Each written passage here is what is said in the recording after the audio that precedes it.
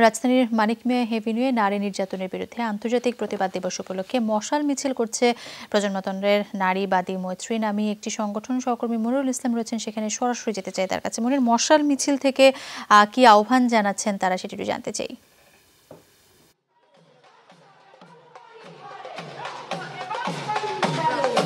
জি শায়লা, বেশ কয়েকটি নারী সংগঠন মিলে তারা একটা নারীবাদী মৈত্রী একটা সংগঠন, তারা ধানমন্ডি থেকে শুরু করেছে যেটি মশাল মিছিল।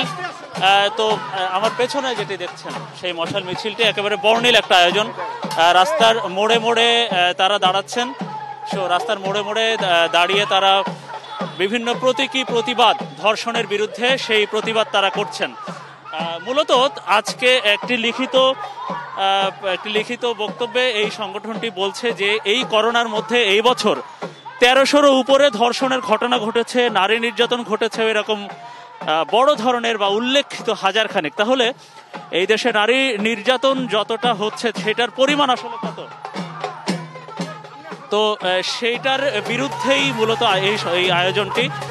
তো প্রজন্মান্তরের নারীবাদী মৈত্রী এই সংগঠনটি তারা এই ধানমন্ডি থেকে পুরো ধানমন্ডি এলাকা ঘুরে মশাল মিছিল, বিভিন্ন ব্যানার, ফেস্টুন, বিভিন্ন রকমারি অনুষঙ্গ নিয়ে তারা জাতীয় সংসদ ভবনের সামনে একটা সমাপনীয় আয়োজনের মধ্যে দিয়ে এটার আয়োজন শেষ করবে।